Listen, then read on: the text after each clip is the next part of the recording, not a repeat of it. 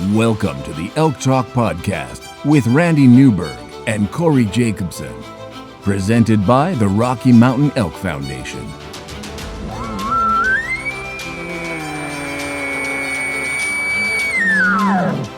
The goal is, what little you and I know about elk hunting, we share with people.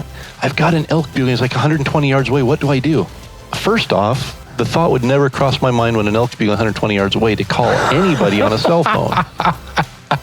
All elk? All the time? Only elk? Only elk. Well, it's us having conversations, so we usually go down some rabbit holes, but If you hunt with Corey Jacobson, you will find the landscape is full of rabbit holes. We're just going to make this up as we go. and you look at it like, oh, that's a target-rich environment. But if you're trying to single one out, a solo target there is much easier to go into than a big group. We record everything, so there's no BSing, no lying, no faking it with us. Did we hit the record I thought button? I forgot to hit the record button. If you want to know something about elk hunting, this probably isn't the podcast to listen to. Should we give them a list of all the other podcasts where they might learn something?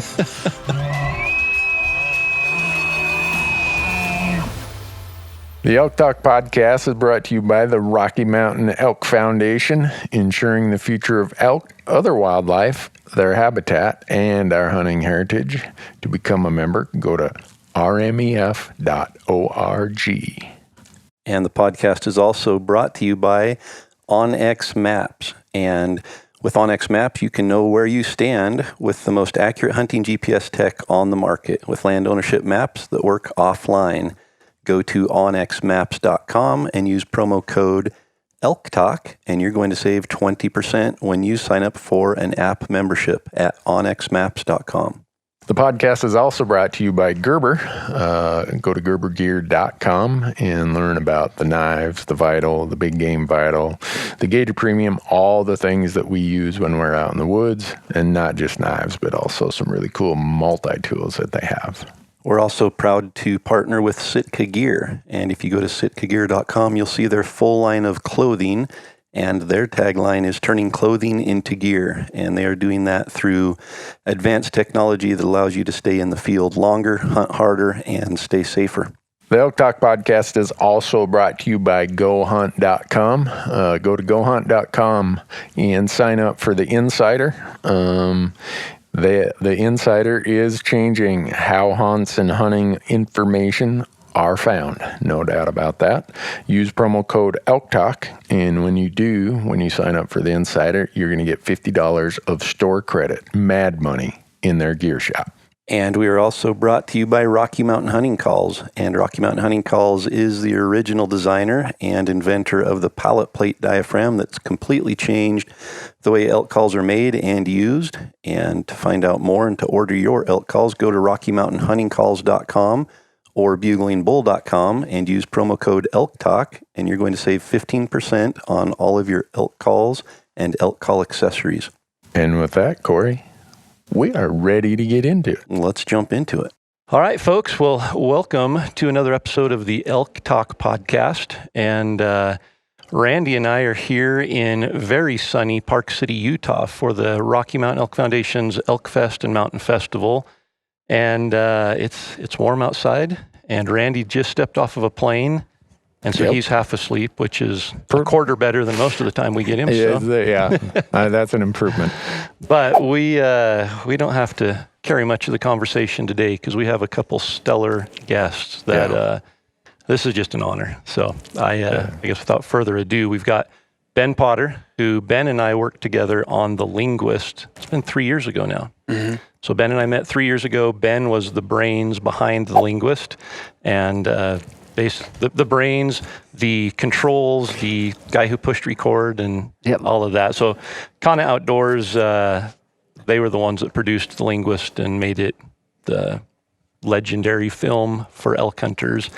And we've got some other guy here with us that Ben found somewhere, and he needed a soft seat. And if you don't know the name Larry D. Jones, then you probably are listening to the wrong podcast. But we are greatly honored to have Larry here with us on the podcast today. So welcome, Ben and Larry. Thank you, Larry. And I was not kidding when I told you that if Michael Jordan showed up here or any athlete, I'd be like, who are you? This is the guy I want to talk to.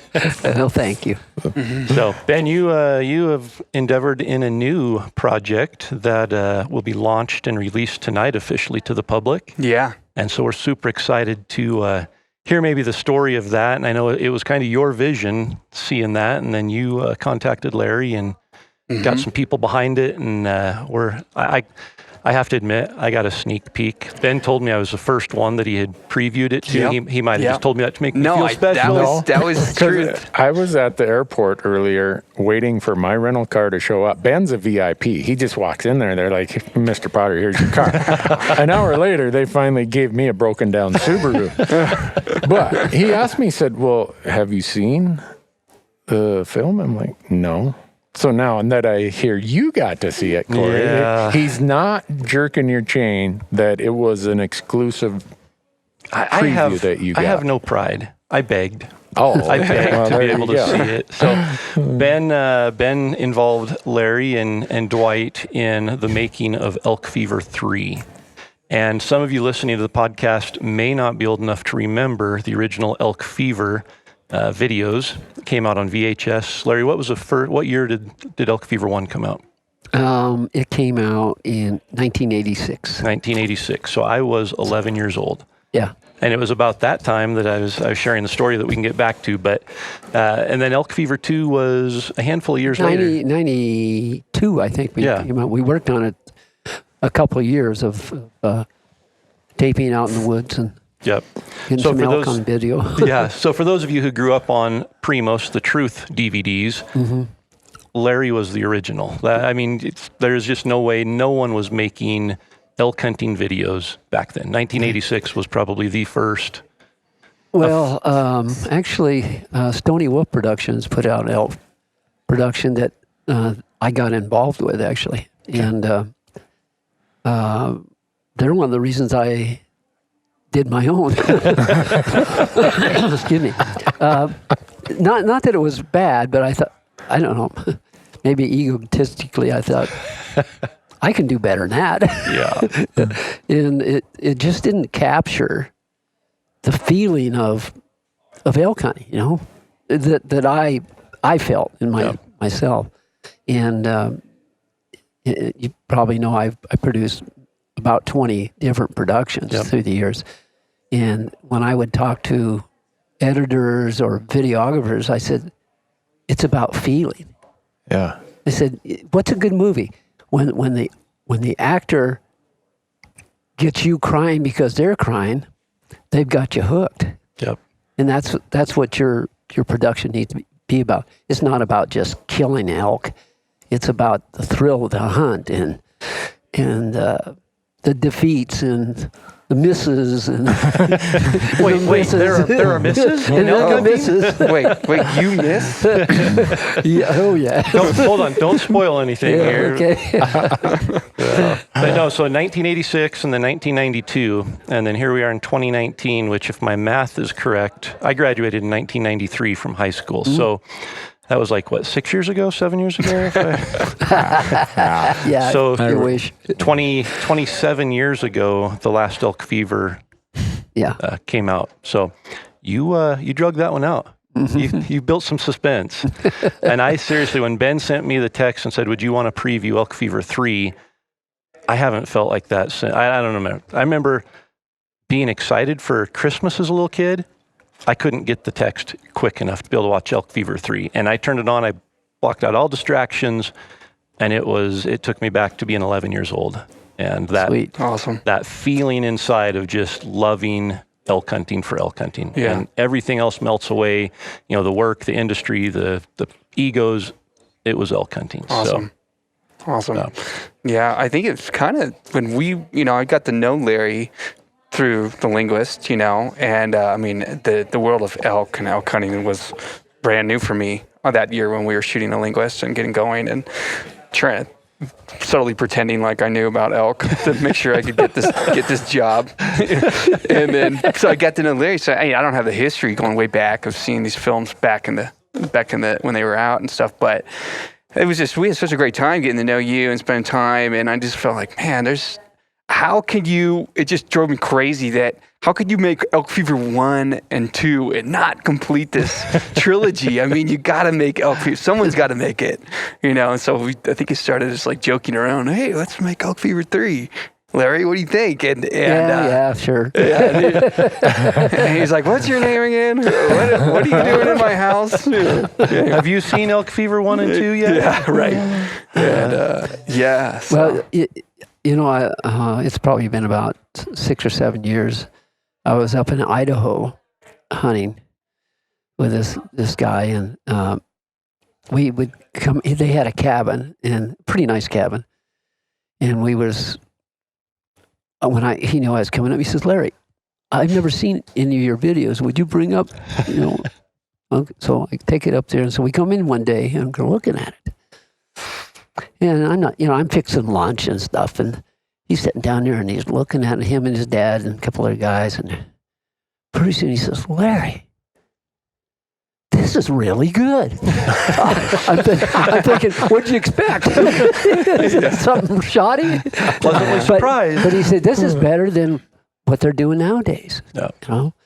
And that was quite a nice thing to hear, But yeah. So going back to Elk Fever 1, who was in Elk Fever 1? Well, it's really not called Elk Fever 1. It was Elk Fever. Just Elk Fever. Yeah, the first Elk Fever. Well, there was myself and Dwight Shue, and then my son, basically. And your son Steve.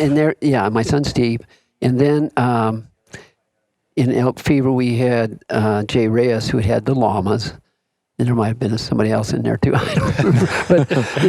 But the main characters was the three of us. Yep. And I'm one of these guys that don't give up very easy.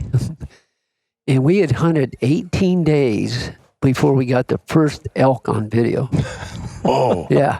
First elk on video. Weren't you just telling us that it was way easier hunting back then because nobody else was doing it? That's right. But the thing you got to remember, we didn't have a cell phone doing the video.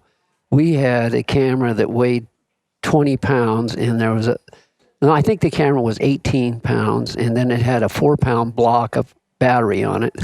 And then, of course, you got to carry an extra battery.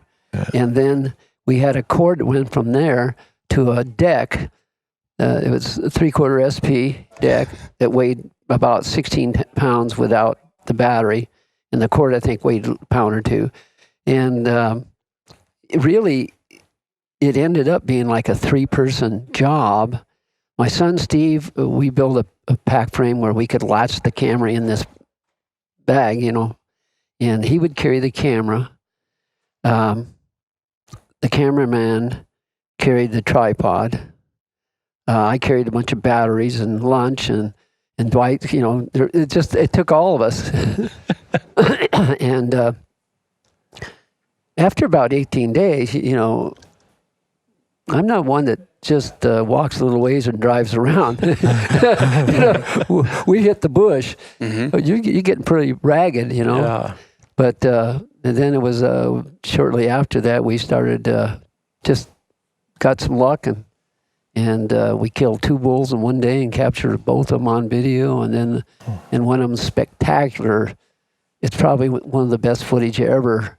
My son Steve is nestled in amongst the branches of, set up, waiting for this elk to come in. Dwight's calling, and I'm doing cow calls, and we're raking brush and all this stuff that you do. And this bull comes in and walks within 5 yards of Steve, and he pops him in the lungs. But the best part, in my opinion, of the whole video, after Steven shot him, he's jumping up and down. I mean, just literally jumping up and down. And he's got an arrow in his hand and a bow in the other, and he's jumping up and down and saying, "I got him! I got him! I got him!" And then Dwight walks up and slaps him on the back. And you just don't reproduce that kind of stuff. Yeah. That's what a big part of elk hunting is, that excitement, being successful. Good friends, good family, those sort of things. And it's still his reaction is a memory I have of watching that and seeing him react, just that dance he was doing. And Yeah. I've got a hunting partner that reacts similar to that. Sure. And so it's, like you said, it's something you talk about years later. Yes. Remember Donnie when he shot that bull, how he reacted? And it's just, that's like you said, it's something that can't be reproduced. Yeah. And that was captured in Elk Fever in 1986, and Then in Elk Fever 2, Steven, that was Steven's first 6-point. Wow, that was his first elk, 6-point bull. Oh, wow. And then the next video we do, Elk Fever 2, he kills a Roosevelt 6-point. That was his second elk ever.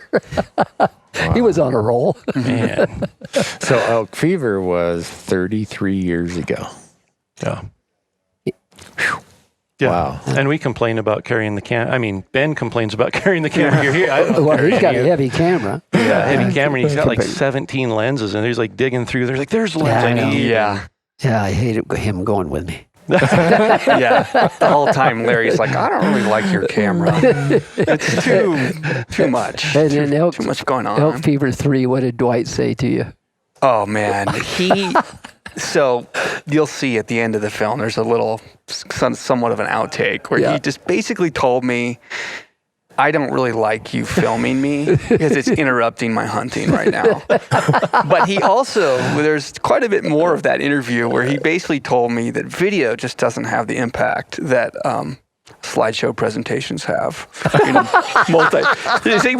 was like filming the whole, okay, everyone's entitled to an opinion, but he was like, just that guy, man. He is just so, I think he's just, he's so blunt and so like, I'm just going to speak honestly to you. Yeah. And he hardly knew me. And he's probably just like, what is this Yahoo doing here with us? And he was just telling me like, he just did unapologetically that what I'm doing didn't really have much of an impact. And I was like, it's all good, brother. Yeah. I'm still going to film you. Yeah. So Larry, how did you and Dwight initially meet? What was the story there? The story is, he was, I'll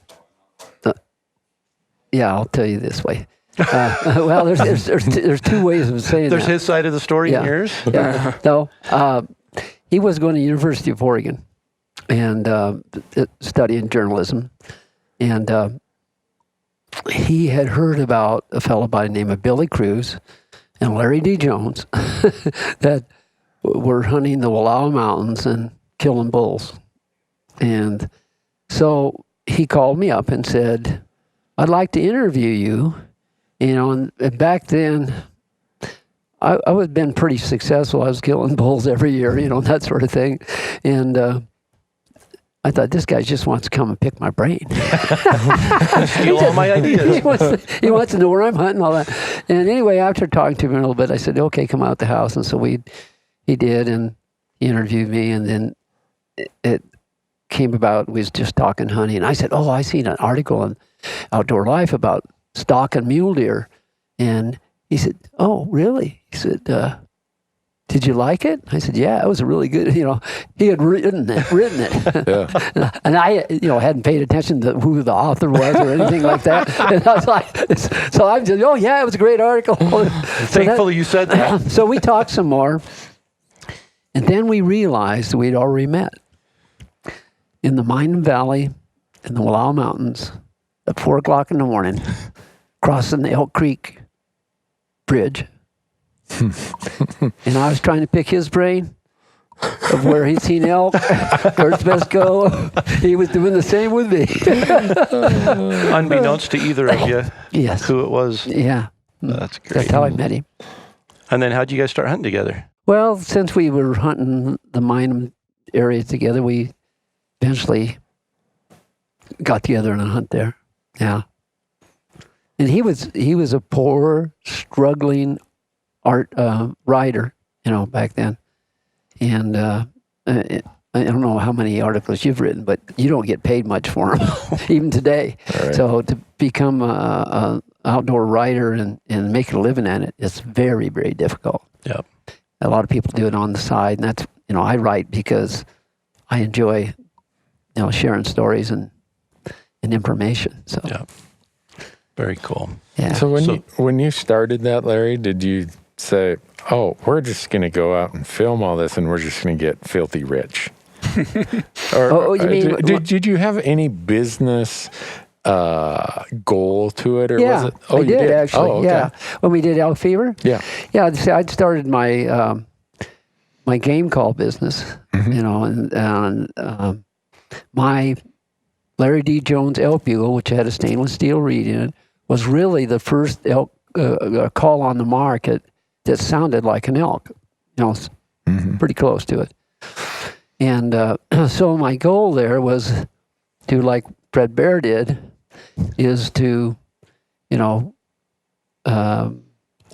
put something together that the audience could see us using our product. And, you know, that was the main goal. So the video was a marketing vehicle for, yeah, in for a sense, for the elk call. even though, you know, back then we sold those, I think some of the first ones we sold for like $35 a VHS copy. Wow, back in 1986. But I spent a lot of money on Elk Fever. Yeah.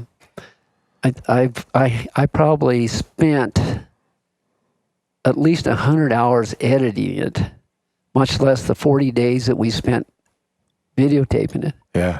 And I had to go to a big production house, and they were charging $250 an hour. And but when it was all said and done, I think I spent about $20,000 on that production. Yeah. Wow. Back in the mid 80s. And I've never recouped that. Still to this day? Yeah, excuse me. I'm sorry. Yeah, I mean, but you also got to look at it as promotion. Yeah. No. But yeah, it was a job. So did it sell a lot of elk calls? I don't know. Oh, okay. There's no way. It's really hard to measure that. Yeah. You know. It sold me one. I know that because I was telling you, before we pushed record here, I think I was 12, 13. So either, 1987, 1988, Elk Fever had come out, and I was at West Sporting Good on the, right as you come across the bridge in Orfino, Idaho, where I grew up. And as a 12-year-old going in the sporting goods store, we're talking 14 feet by 20 feet, maybe just this tiny little thing with 2 rows in it of, they had a little refrigerator of worms. And Ronnie West, the lady, she would take the worms out of the carton and dump them right on the countertop there so you could count them and make sure they were all alive. And then she would scoop them right back into the bucket and put the lid on and hand them to you. Wow. I mean, going to the sporting goods store was an event. Mm-hmm. And I can remember standing there looking at that rack of diaphragm elk calls and picking my first one. And, I think we'd played with diaphragms before. I'd used diaphragms before, but that was a purchase to go elk hunting. And it was a Larry D. Jones elk call. And I told the story, but we're heading out hunting. I don't know if it was that night or the next day, but I've got the diaphragm in my mouth. I'm riding in the back of the truck on the 3-wheeler. So the 3-wheeler's in the back of the truck. I'm on it like I'm actually driving it. And I'm cow calling as we're driving to go out hunting. And I turned my head just right, and the breeze came through and grabbed that diaphragm out of my mouth, and it went up through the air. And we're doing 40 miles an hour down the gravel road, and I didn't dare stop my dad and tell him I'd dropped my diaphragm. And so I didn't dare tell him I'd lost my diaphragm when we got to the trailhead. So we went separate ways, and I hunted that whole evening without a diaphragm elk call. But that was, for me growing up, Elk Fever was part of instilling the passion in me that I have for elk hunting. And so to see it full circle now, to come and to be in a position where I have that passion and be able to share my passion for elk hunting with others, I would be pretty remiss not to give you credit for a lot of that inspiration, because it lit the fire in me to be able to see Steve excited about elk. I didn't kill my first elk until I was 20 years old. Wow. I hunted every season from the time I was 12. And most of the time I'm carrying my bow during rifle seasons, which in Idaho, you could archery hunt the whole month of September. Then you had rifle through October and into November. I'm carrying my bow for 2.5 months out there, and it took me 9 years to kill my first elk. But I was not going to give up, because I wanted to celebrate the way that Stephen did on that. And of course I was by myself when I killed my first one, so it was anticlimactic. So I knew I had to pack it out. But, I just, when I think of elk calling, Larry D. Jones is the first name that comes to mind. Wow. And it's, there's a pioneering there, an innovator, just a legacy of doing it the right way for the right reasons. When you do something like this, it's not become well known or famous or anything, but you don't really know the impact. I mean, you're telling me I impacted your life, and one of the times I remember that stuck out so clearly in my mind, I was actually in New Mexico. And this outfitter called me, and he had some guides, and he wanted me to school his guides. And so we were in his house, and he had, I think the kid was like 6 years old. And we were sitting down, maybe having some lunch. I don't remember exactly what we was doing, but we was having some lunch. And the little guy got elk fever out, and he shoved it into the player. And he's sitting back there, and he's watching it. And he started going, hee. He's going to put pine cones in his shoe. I thought, this is wonderful. This kid sees how much fun hunting can be. Mm-hmm. Yep. And we lose that, I think, a lot today. I think there's been a movement that's brought it back and aligned it a little bit where it needs to be. Mm-hmm. But for so long there, it was all ego-driven and inches-driven, and the passion of elk hunting and I don't know, there's not a word that adequately describes it, but that was missing. And so many of the generation that got into it for a while there got into it for the wrong reasons and missed out on the true heart of elk hunting. Yeah.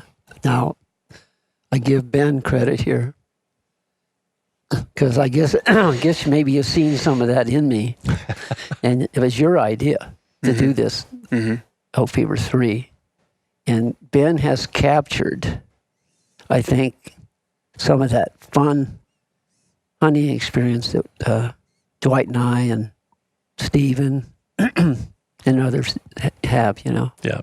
Mm-hmm.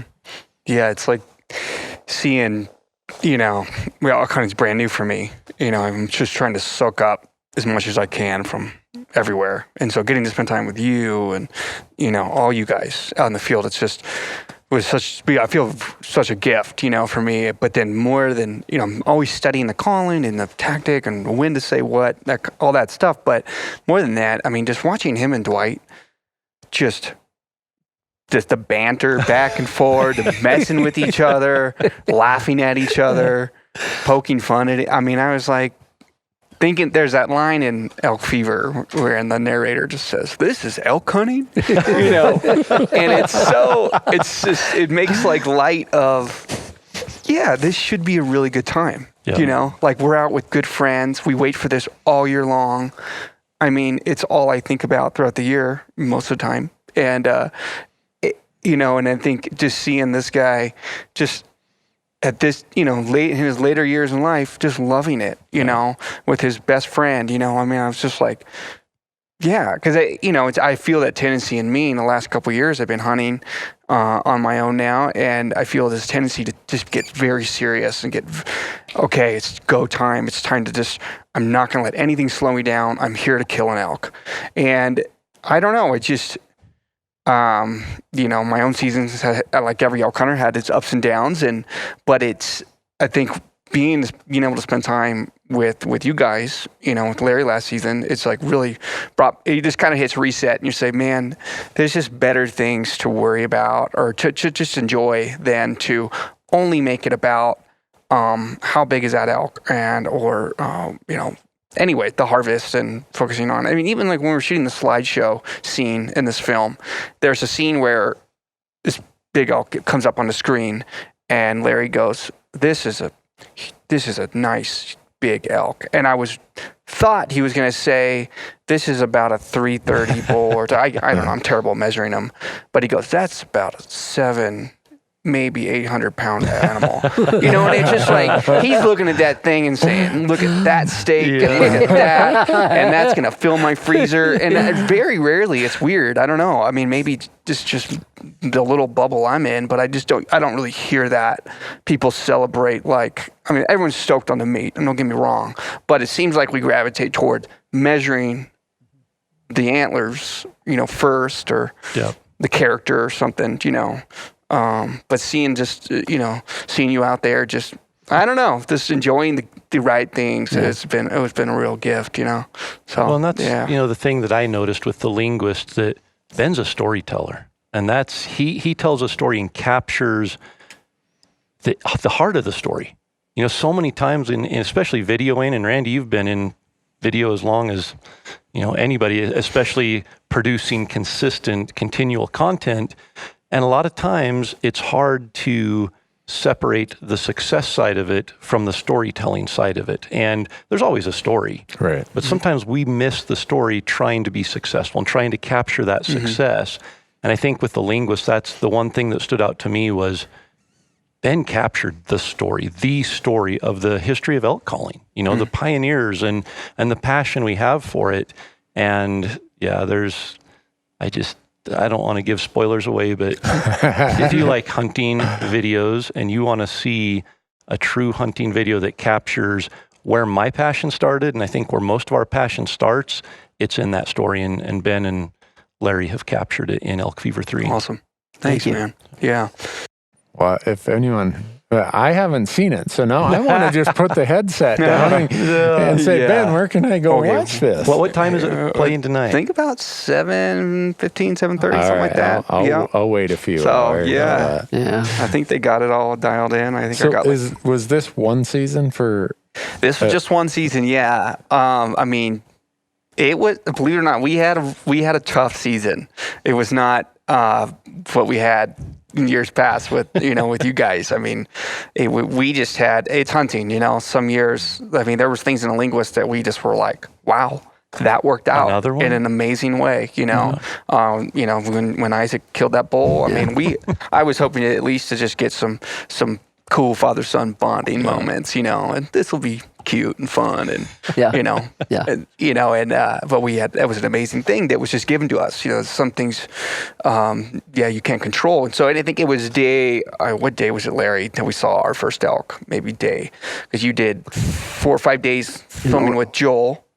In Oregon, toward the coast, I think, and we did some in Oregon, and then we hunted with Steve, and we thought we might have heard one. I think that was a week. Yeah, about a week with Steve. We thought we heard one. Yeah. He thought he saw one.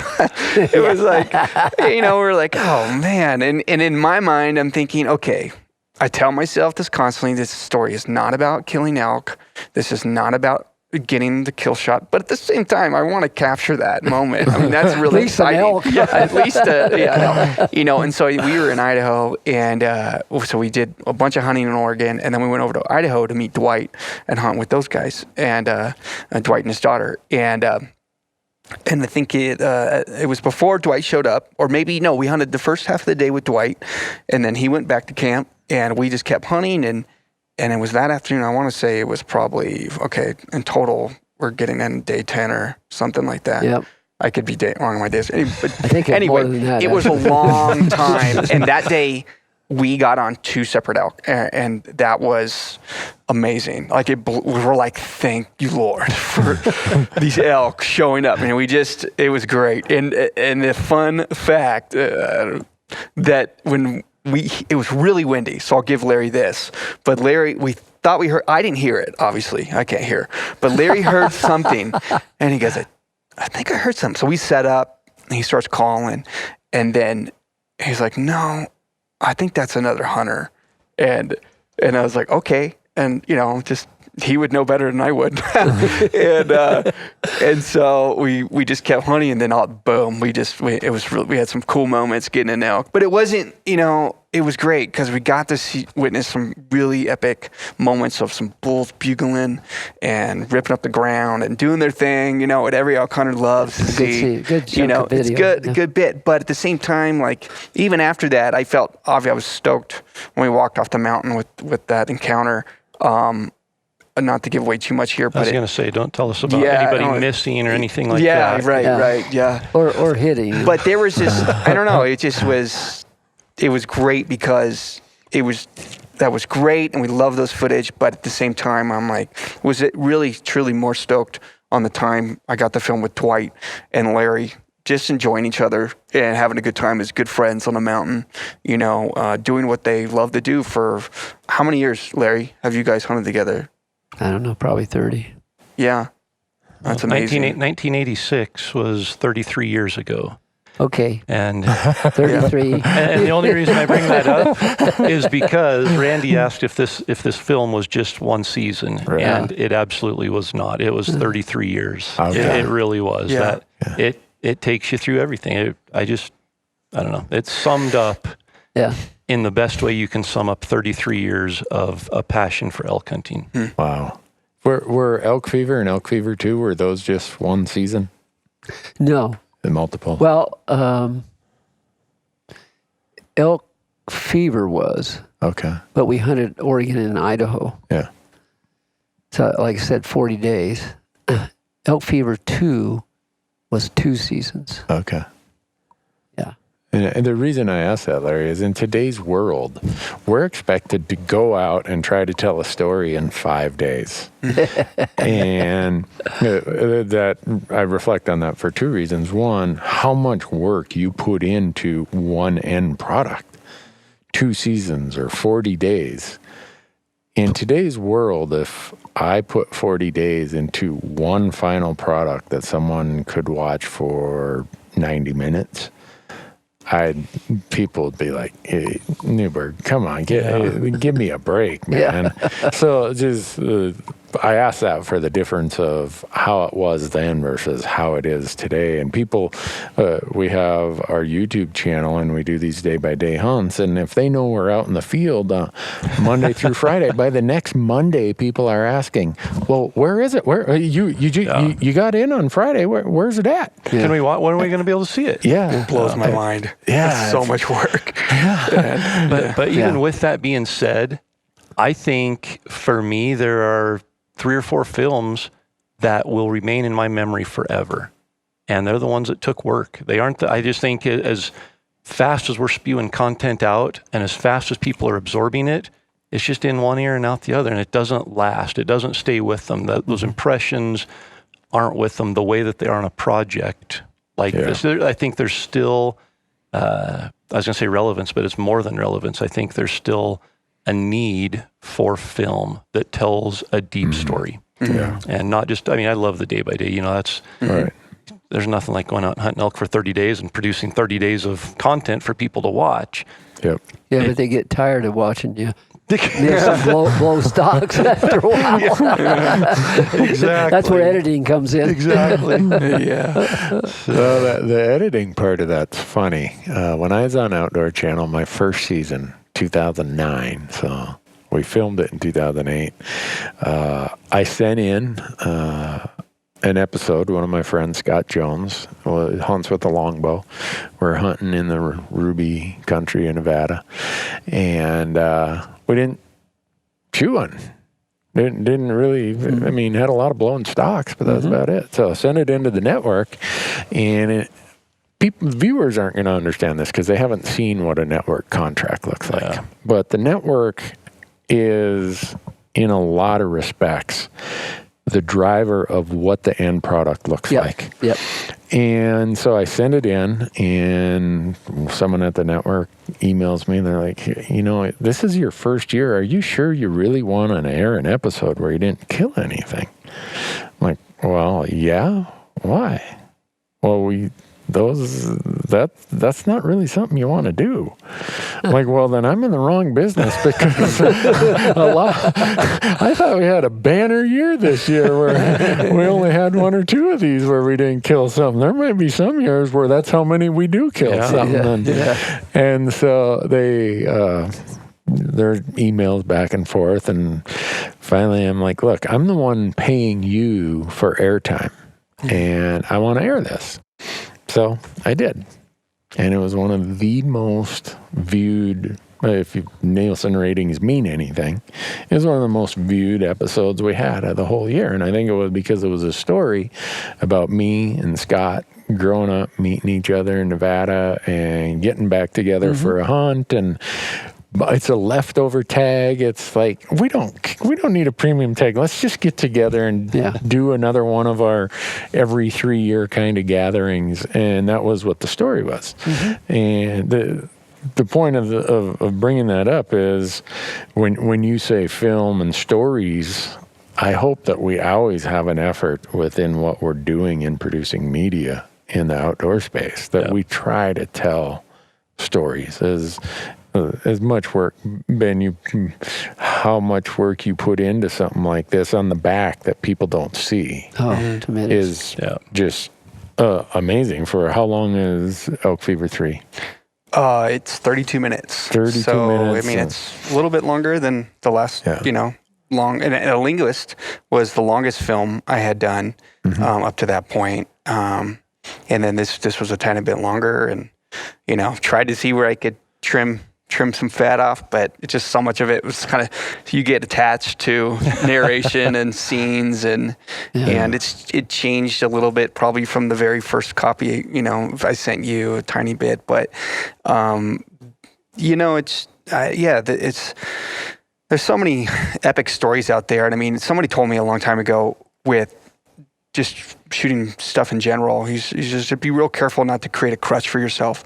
And some people, like for photography, some people just really they want perfect light for their photo, maybe that sunset hour.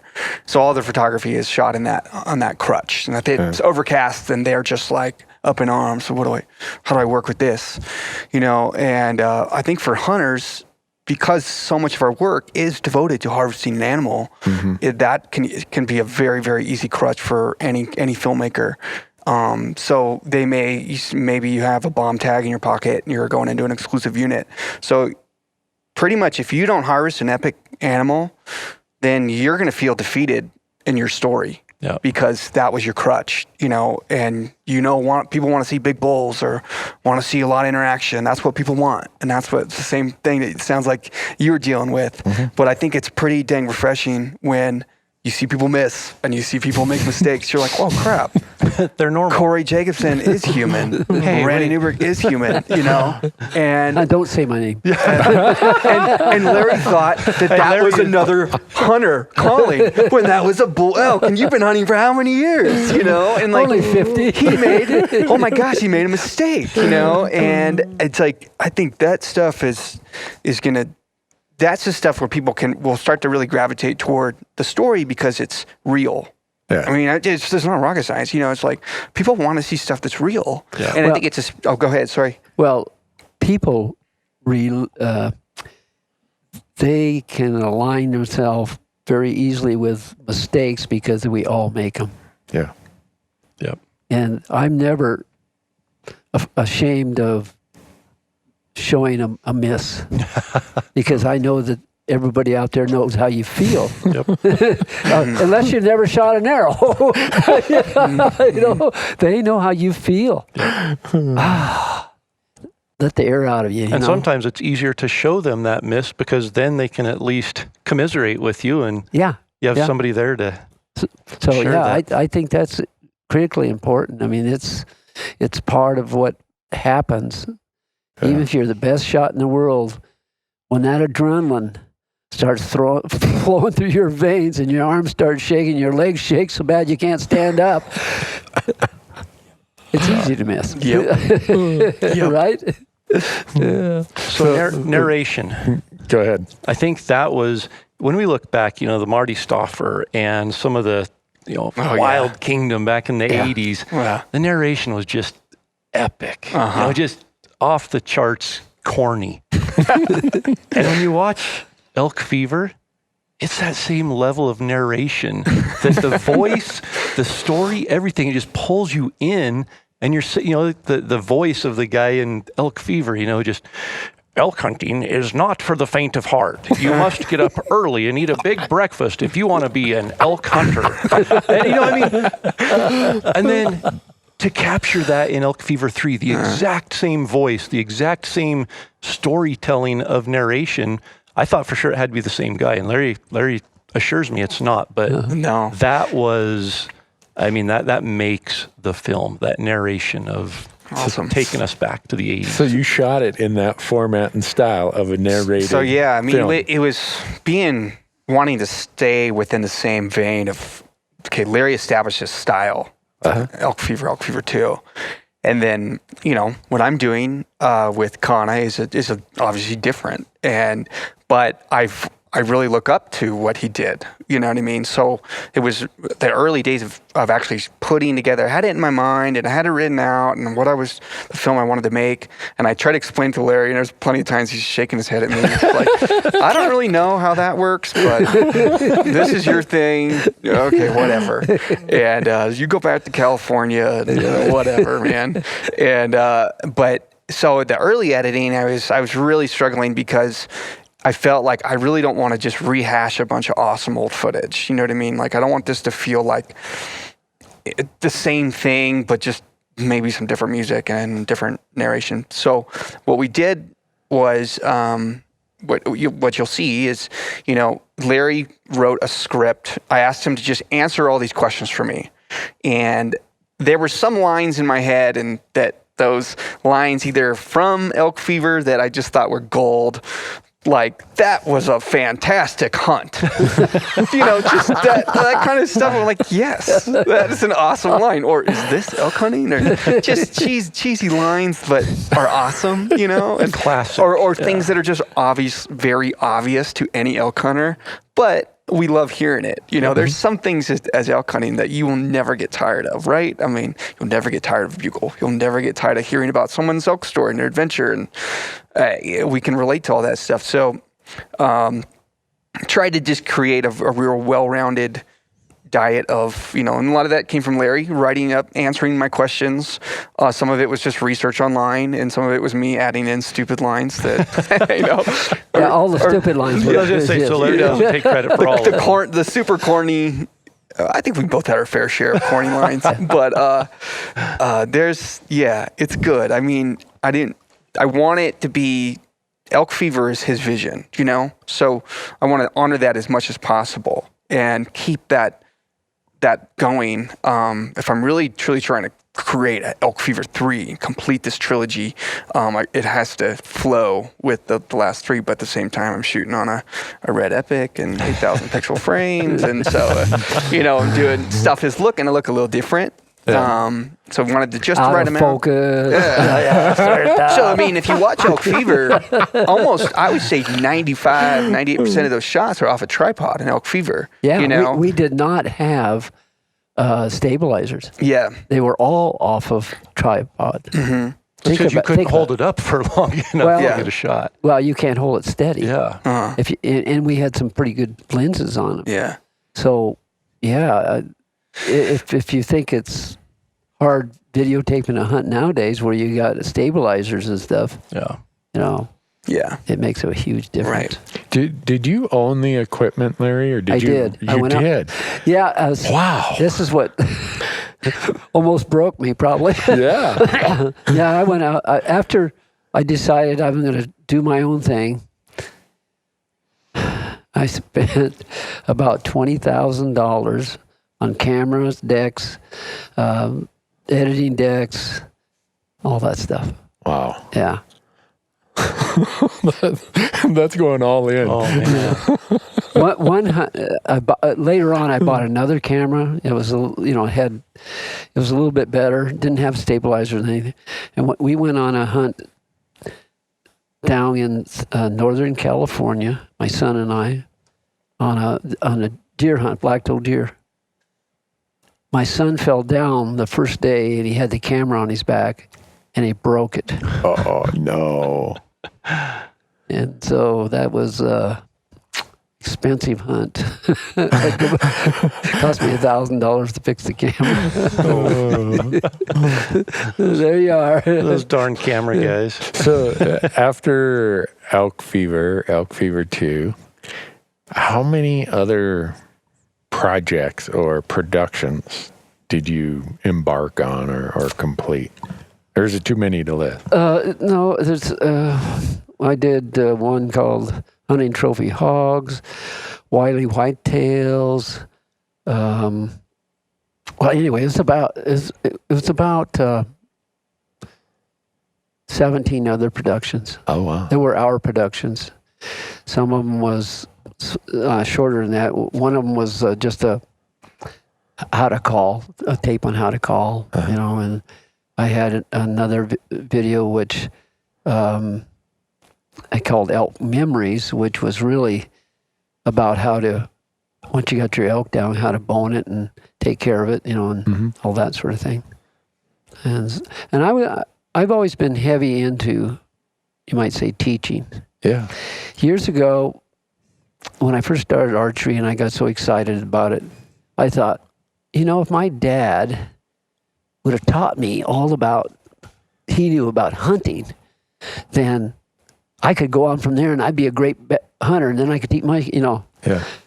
But it doesn't work that way. Your kids never do listen to you. So that was the only fallacy with that. But because of that thought, in Elk Fever, in almost every one of my productions, there is some meat and potatoes for hunters. Yeah. Yeah. And myself, I'll go to a hunting seminar of somebody that's maybe the same subject of elk, and I'll listen to every word he's got, because he might say one little thing that might make a difference in my hunting. That I thought, oh, that's a great idea. Yeah. Did you have people say, Larry, don't be telling everybody this stuff? Some. Did you have your critics of, Larry, this is our secret. This is. Well, I read about it. Well, it's Larry's fault. Yeah. You're going to ruin hunting. I wrote many articles, and I remember one I wrote about bear hunting on Prince of Wales Island. Uh-huh. And I don't know how many times I heard, well, Larry ruined the hunting on Prince of Wales Island. There isn't any bears left there now. Corey and I are laughing as you say that, because today the same thing applies. Sure. And no matter where you go or what story you try to tell, people who, they didn't draw their tag, or they went and this year there was someone else at a trailhead. Mm-hmm. There's got to be someone who is at fault for this. It's comforting for me to hear that, well, Larry got blamed for this stuff for 30 years. Yeah. So. I ruined elk hunting. Yeah. Oh, you got that one too? Yeah, sure. Wow. Sure. Yeah. No, and I remember when we were doing The Linguist, and with me, with Elk 101, that's my goal too, is to share what little I know with somebody else. And if it makes them an inkling of a better elk hunter, then that's a positive. Mm-hmm. And I asked you the question, I distinctly remember my question and your answer. I just said, were people hungry for elk hunting information back then? And you said, listen, people are hungry for elk hunting information today. Mm-hmm. And it hasn't changed. We want to learn. Mm-hmm. It's just today there's a much better vehicle and platform to learn from with the internet. We can learn anything we want, right or wrong. Mm-hmm. And back when I started, there wasn't very much, And I think that's why people enjoyed my cassettes. And I wasn't very good. I wrote all that stuff down because I'm not very good at just blah, blah, blah, coming out sweet and smooth. I make lots of mistakes. But people really, I have people all the time tell me, I still got that, elk Master of the Elk, or whatever it was, cassette that they bought, I learned so much out of that, So it's gratifying, though. Yeah. It's gratifying. No, I don't have quite the story that Corey does in Bozeman. When I first moved there in 1991, your video was so I'm really going to date myself here. So I'm older than all these guys. I'm I'm going to be 55, so I'm washed up in the world of elk hunting. But there was a grocery store on North 7th, and they had a little place where they rented videos, which at the time you had to pick, do I want a beta tape or a VHS tape? And you really hope that if you had a beta machine that the title you wanted to watch was in beta and not VHS. Well, your video was there. I have no idea how many times I rented that. It was crazy. And there were some other ones, like Dwight. Were you on Dwight's High Country Mule Deer one that was filmed in Nevada? He was in one of them that I did, but Stony Wolf Productions had him do one too. I can't remember which one it was, but I was just enthralled with his spot and stock of mule deer, and how he like you were saying, he gave a lot of information along with a hunt of, they have this early morning bed and then they got their all day bed. So wait till they go to their all day bed before you do your stock. And I'm like, I watched that I don't know how many times. It's just, I don't know, sitting here thinking about how long this has been going on. For some of our listeners, 33 years ago, they aren't even that old. Yeah, exactly. A lot of them aren't. A lot of them have never heard of elk fever. or Larry D. Jones. They will For now. sure. Is there a place where people can buy elk fever still? I think so. Yeah. Okay. Yeah. It's funny, the guys that bought my game call business was 4 businessmen that had their own businesses, and so they had 4 chiefs and no Indians. So then you kind of figure out how that one went, but they sold it to another guy. They still sell my products. Yeah. Okay. Huh. And what about Elk Fever 3? Where's it going to be available? Do we know? Yeah, so Rocky Mountain Elk is going to be putting it out later this month. So we're going to figure out exactly when to put that out here this weekend.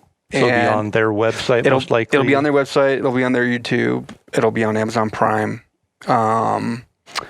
Yeah, so I think that YouTube is probably going to be the best place to find it.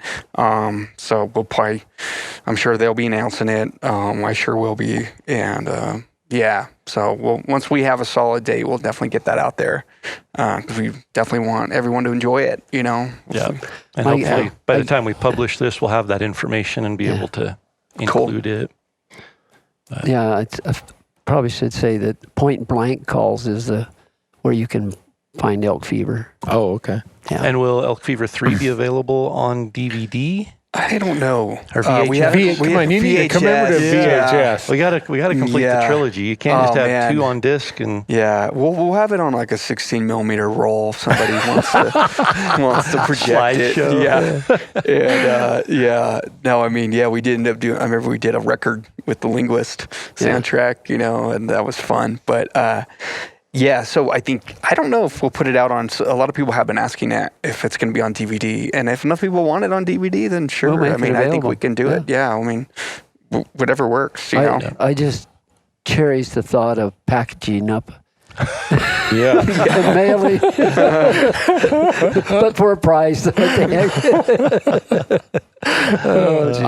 My mind's going the other way. I'm thinking, how do we get a hold of the digital copies of Elk Fever and Elk Fever 2? Digitize them. Well, I have them digitized, and so it actually was pretty hard to get my hands on an Elk Fever 2, but Larry found one for me, and so I have them digitized, and we've been talking about finding a place where those can go online and people can enjoy them. We just got to make sure on whoever owns the rights to that is cool with that. Yeah. We don't want to take advantage of anyone's business. So, but I mean, I think that I've YouTubed it and looked.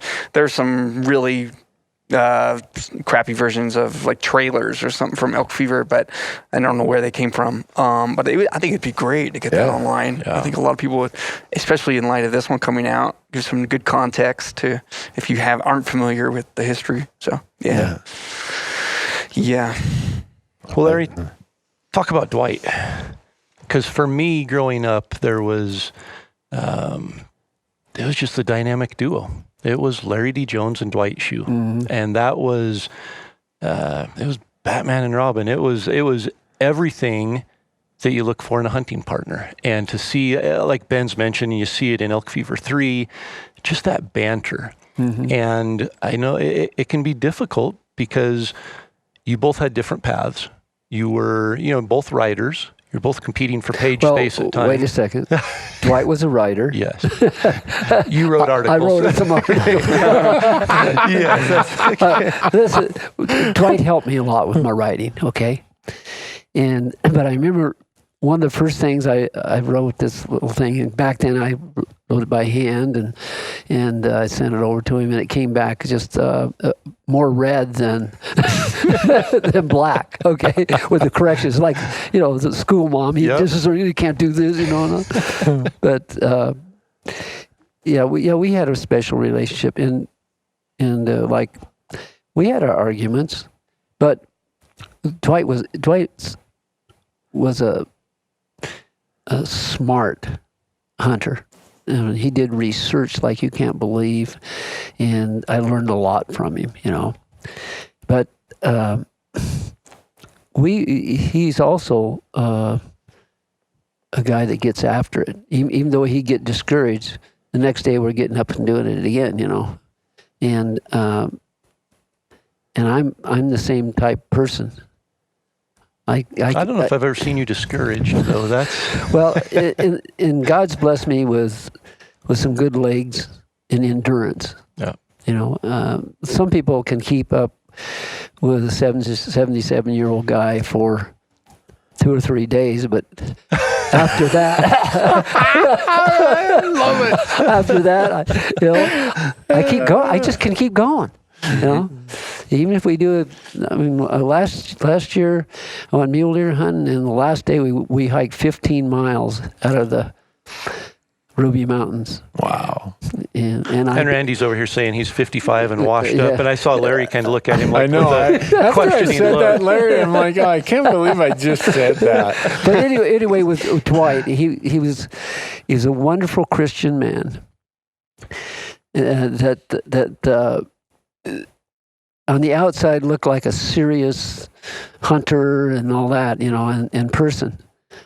But he was one of the most funny guys I ever hunted with. He did some of the most funny things, had a great sense of humor. And my last hunt with him was in Arizona last year. He drew an Arizona tag, and I went down there with him to assist him. And he said, Larry, I'd like you to come down and videotape the hunt for Bow Hunter, And he said, because these other cameramen will just screw up my hunt. Oh, yeah. He told me. No, I was not invited. He told me, he's like, I'm sorry. I hope you understand, but I don't know you. And I want Larry to. And hey, man, that's fine. I fully respect that. So, yeah. And so he said, I want you to go because these other guys screw you up. And I said, Dwight, I can screw you up just as easy as somebody else. He says, yeah, but then we can kiss and make up. So, that's the kind of guy he was. I mean, we agreed to disagree, and we both loved the outdoors. We both loved the Lord, and you loved elk hunting. We loved elk hunting. We loved mule deer hunting. We loved a lot of hunting. Yeah. So, yeah. Bow Hunter TV did a tribute to Larry. To Dwight. To Dwight. That was, it was well done. It had a lot of that Arizona hunt in it. Yeah. That was my last hunt with him. And yeah. There's a couple special moments in Elk Fever 3 that, I sat there and teared up for sure. And it's, those are relationships that, outside of marriage, people who don't hunt don't understand how the bond that you create with the hunting partner. Yeah. And well, outside of your spouse, there's probably nobody you're going to share as many disappointments with, as many failures with the occasional success. Yep. And there's nobody you're probably going to have the thought go through your mind of, this is a dumb idea. Why did he, who came up? This isn't my idea, but I guess he's put up with some of my stupid ideas, so I guess I'm going to go through with this. And there is something to that, Corey, that it's a different type of relationship that you build that builds an awful lot of strong feelings. And you have to look, you see their weaknesses. They're on display. You see them at their weakest moment and their most frustrated moment, and they're vulnerable. And I think that creates a bond that, there's, and I guess for me, I was 12 years old, and I see these two people who are interacting together and celebrating each other's. I think it was Elk Fever, the first one. I think it was Dwight that said, "Thank you to you for calling in the bull." And there was just that teamwork. It was all a team. There was no ego. And in today's world, there's just so much. I want the spotlight. And there's none of that sharing in success. And that's a legacy that hopefully never gets lost. But for me, it was solidified with Larry Jones and Dwight Schue. Wow. I'm excited to go see this. Well, get it playing here. Yeah, right? Oh, man. No, I've learned a lot from other storytellers, not just storytellers in the hunting space, but I listen and read a lot of stuff that has nothing to do with hunting, because I want to see how are people trying to connect dots to actually tell a story. I think we're on our 6th film releases next week, and films are way, way harder than any of this other stuff, these longer type projects. And I mean, Elk Fever 2 are more films than they are videos per se. They're a whole series of ups and downs and successes and failures that are connected in a way that when you're done, you're like, I think I'll watch that again tomorrow. Whereas, so much of our content today is not quite, it just isn't that. And so I hope people go on and seek out Elk Fever 2, and some of the other people earlier who you were probably had a peer group that you were talking to, or like, how do you guys doing this when it's raining out? They were talking to him on a rotary phone. Well, there was no texting or sending an email. Larry was writing them long handwritten cursive writing letters. No, but I think that there's mentors and then there's peers, and we can learn from both. I know I have. Yeah. So I have to ask, will there be an Elk Fever 4? I don't know, Ben. Is there going to be Elk Fever 4? Oh, man. We could spend 3 or 4 years on that project. I might kill an elk. And we kicked around making it a 2-season thing. Yeah. Actually, we in the field, but things weren't going as exactly as planned. And then Ben decided he wanted to stay married. Right. Yeah. I learned a big lesson last year about marriage and hunting and time in the field. I spent almost 30 days hunting elk. I guess that's what you did too. Yeah. And you're still married, right? My children are older. Yeah. So I mean, it does make it. There is a difference. Yeah. And I've been able to stretch my time in the field as my children have gotten older. Yeah. And you've got, my boy just turned 3 yesterday or day before. So, that's tricky. Yeah. So I spent a bunch of days filming with Larry, and then I had my own elk hunt later in the month, and I was heading over from Idaho to Wyoming, and called my wife like, hey, so I could fly home right now and spend a few days at home, or I could just start hunting and maybe get done earlier. What would you want me to do? Trying to put it in her court. Yeah. And she's like, just go. When I got home, I really realized, she's not going to, she knows how much I love it. She's not going to be like, no, come home. But I learned I really got to step up and make a decision that's best for my family, and just got to be a little bit more conscious of breaking it up, and I definitely learned a big lesson about that last season. So, Well, and I'm still married. Yeah. Well, So, that's yeah. the good news. One of the things that helped me, stay gone hunting a little bit longer was the fact that it was part of my business for a while, you know, and that was easier. And my wife Miriam has been very, very, very good about saying, yeah, go ahead and hunt. But I do remember one time she says, I think you've been gone enough.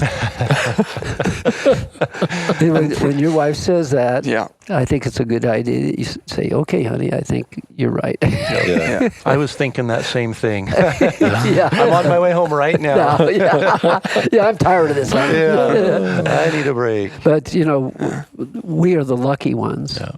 We're the lucky ones that have spouses that, don't get upset with that. But when I used to do seminars, I would tell my audience, I said, ladies, be thankful that your husband is a hunter. Because when he's hunting, he's not at a bar or chasing other women. He's doing something he enjoys. And so be thankful for that. Absolutely. Yeah, I'm still trying to figure out why my wife has put up with me for 30 years. I'm thankful she doesn't listen to any of my podcasts or anything else. She answers my emails or handles a lot of them. So, You are indebted. That tells everybody where to go hunt. Corey, if she ever comes and asks for the piper to be paid, I'm going to be in bankruptcy. Yeah. It's Well, I think the ledger's way out of balance at my house. I think we're all in that same boat. So the reason I asked about Elk Fever 4 is you've got a pretty special tag in Arizona this year. Yeah. Oh, great. Man, yeah. Yep. And I've actually hunted myself in that unit, and you're in for a treat. Yeah. Oh, man. I realize that. But then he might look at you, Ben, and say, no offense, but you're going to ruin my hunt. Exactly. Yeah. Good Take chance. a lesson from Dwight. Good chance I might. Reflect, Ben. Reflect. Yep. So, Larry, I'm sure people listening are wanting us to ask the question. You said you've been elk hunting 50 years? Well, let's see. I started elk hunting in 1962. Oh, wow. So it's been more So than that. 57 years.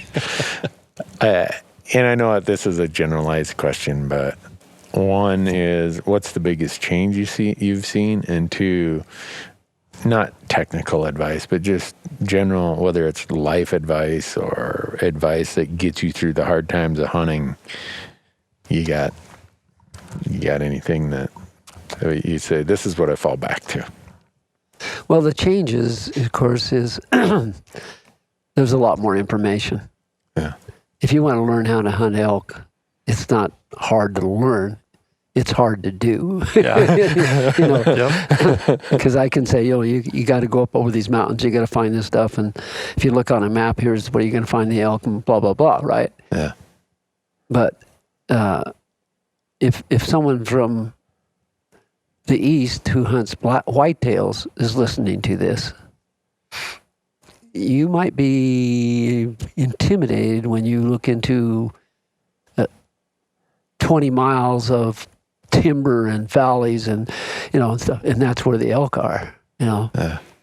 So that's a hard part for people. But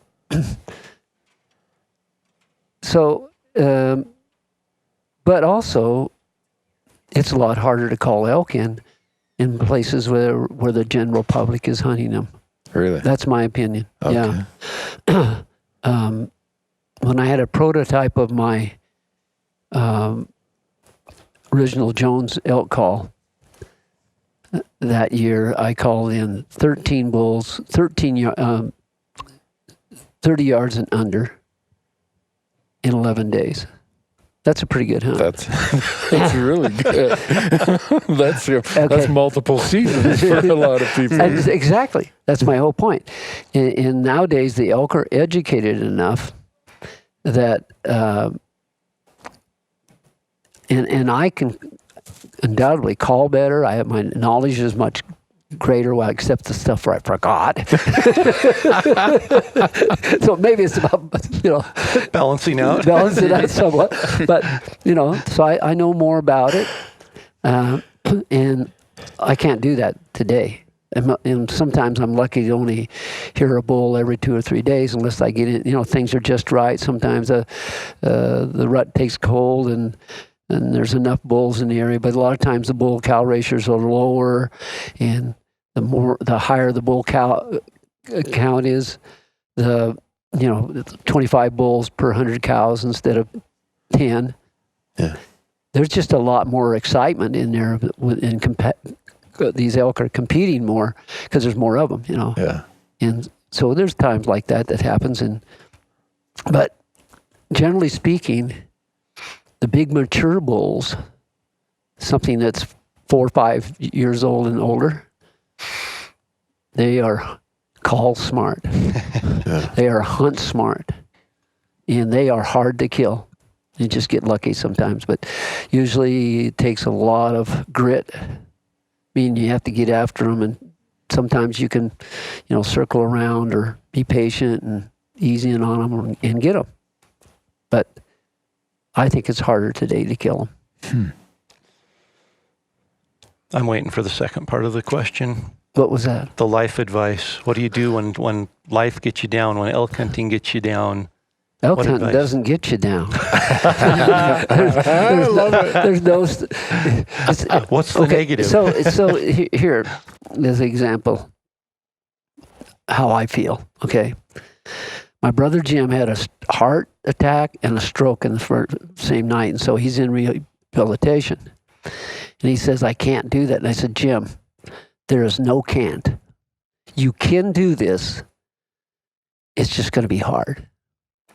That's what elk hunting's like. You can do this, but it's going to be hard. And even though I'm 77, I hike daily, not daily, quite often, with my pack on, carrying 25 pounds, up some steep stuff. Usually I hike Mount Pisgah, which he only got a little third of the weight up to film part for this production. He only made it a third of the way up. Well, you went to the top and then he waited there for you to come down. I You didn't, lapped because he us. wanted to do some other stuff. So anyway, so even if I pound away at it, and towards elk season I'll be doing it more often, more harder stuff. I'm never ready for elk hunting. Physically, I'm never ready. Yeah. And it's hard. But that's where they live. That's right? what you got to do. That's what you got to do. Yep. You can kill elk driving roads, calling down the canyons, stuff like that. But usually, to get away from people and stuff, you got to have some true grit. Yeah. That's what Dwight had. Well, for me, I just think elk hunting has prepared me for so many other things in life. There's so many things in life you can't control, just like in elk hunting. You can't control what the other hunters do. You can't control what the elk does. You can't control the moon phase or the weather. So you just got to figure out, how am I going to deal with this? It's, like you said, it requires grit. It's not easy. It doesn't just land on your lap. You're going to fail most of the time for that one piece of success. Yeah. And I think about how elk hunting has helped me in my life as a business owner. It's like, just running a business stuff is easy compared to hunting elk on public land. I mean, this is a walk in the park compared to elk hunting. Yeah. But the thing of it is, if it was easy, we wouldn't be doing it. Yeah. If we could kill an elk every time we went out the door, shoot. Yeah. No, it's a challenge. I love challenges. Yeah. Yep. And I hope I'm still challenging those elk at 85. I hope you are too. Well, and just, you talk about challenges and overcoming them and finding a way. It's not like you've had a life of physical free, no hardships physically. You had a heart attack. Yeah. Right? I had bypassed. Yeah. Really? Shoulder. I remember 3 shoulder repairs. Yeah. 1 back repair. I've seen you shooting a mouth tab on a recurve or a longbow. because your shoulder Yep. isn't ready to draw. And so you find a way. And that's Yeah. just so inspiring to see someone at 77 saying, yeah, it's tough. That's how it's supposed to be. Let's go get it. And that's, See, and I was shooting the mouth tab because of Dwight. Yeah. He had shoulder repair, and he shot a moose.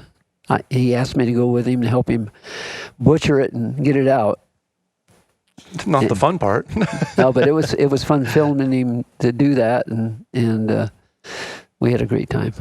That's awesome. Yeah. But he was shooting that, so I thought, yeah, that's what I'm going to do, because I don't have time to get this healed up enough, and I got to get it repaired. I'll just shoot him out that.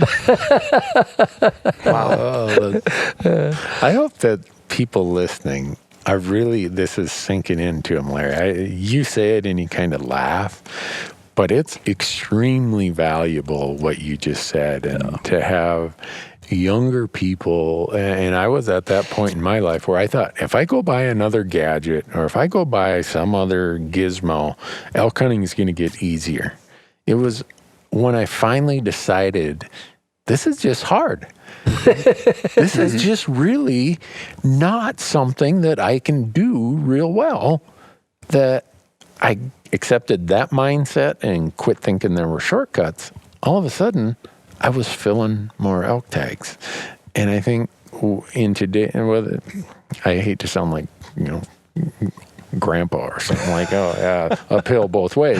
You are 50, what? 50, almost 55, Larry. But I do think that there's always a tendency that when we start into something, we think it should be easy. Or it's going to get easier as Right. Yeah. I hope when someone of Larry's experience says, it should be hard, it's going to be hard, but that's the beauty of it, I hope people are listening and really thinking that is the essence of elk hunting. And you have to wake up every day like it's a brand new day and you don't know a thing, and go out there and give it your all. And that's somebody this morning, we're here in Utah for the World Elk Calling Championships. And I think I was more nervous today than I've probably ever been. It's a new format and everything. And somebody came up and said, how's it going? I'm like, pretty nervous. Like, what do you have to be nervous about? You've won, X number of times. Right. And I said, nothing from the past matters today. It really doesn't. It has no bearing on what happens today. And elk hunting's the same. I don't care how many years you've been doing it. You can't ever sit back and rest and say, I'm good. I can go out and get it done without any effort, because you're going to get slapped upside the head with a whole truckload of humble pie. And it's every day. It doesn't matter what happened yesterday. Today is a different day, and you've got to give it everything you have. I heard somebody say that Clint Eastwood, someone asked him, how do you continue to do what you're doing at your age? And he's in his 80s, or, and he says, each morning when I get up, I tell the old guy to stay home. That's awesome. I love it. Man, I could sit here for hours and soak this up, but I know you guys have another appointment. Yeah. And we're excited to come out, and we'll be there 100% supporting this and cheering it on as you launch Elk Fever 3 tonight here at the Rocky Mountain Elk Foundation Elk Camp and Mountain Festival. Yeah.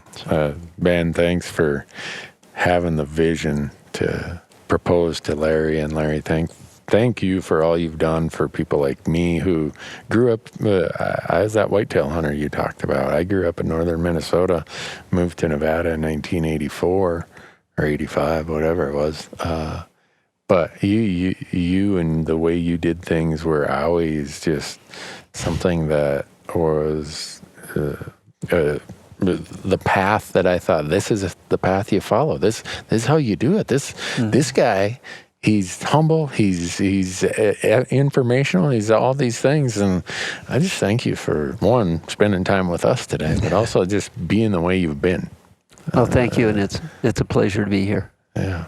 Mm-hmm. Yeah. And for me, it's, I shared the story. I grew up, you were the spark, I think, that lit that flame, and to have somebody to look up to as I grew up as an elk hunter that I could never catch. that was always moving ahead gave me that continual desire to stretch and just continue to get better, and to be so genuine and share the information you have. It's definitely inspired me to find others that don't have that don't have a mentor, and help them just feel just that flame of passion that elk hunting brings to us. And it's a trail that you've blazed, and we are happy to walk behind you on that trail. Thank you. And I think we should also say that of us that love elk hunting, like all of us right here do, and probably most of our audience, Yeah. the Rocky Mountain Elk Foundation is putting their feet on the ground and their money on where it needs to be. And we're privileged to have this foundation, so we'll have elk forever. And I heard a little bit of trivia today. You are Rocky Mountain Elk Foundation Life member. Is it number 46? 47. 47. Wow. So that's support from 30 years ago of the Rocky Mountain Elk Foundation, and to this day. Yeah. That's you saw the vision then, and see what it's done now. Yeah, well, that was Bob Munson and the four people, that started it. But Bob came to me in Seattle, I think it was Seattle, in a parking lot. And he said, I'd like to talk with you. And because I was doing seminars up there, that was when I was doing them all the time. Yep. many. And he told me all about the foundation, what the vision was.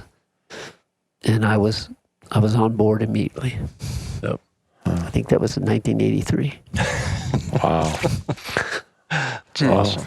If ever there's a place to build statues for visionaries, Bob Munson and Charlie Decker deserve to. Yep. And the other two co-founders, but Bob and Charlie really saw it all the way through. Yep. If you're an elk hunter, someday you need to know who Bob Munson and Charlie Decker were. Right. I think today is a good day to know. So, Yeah.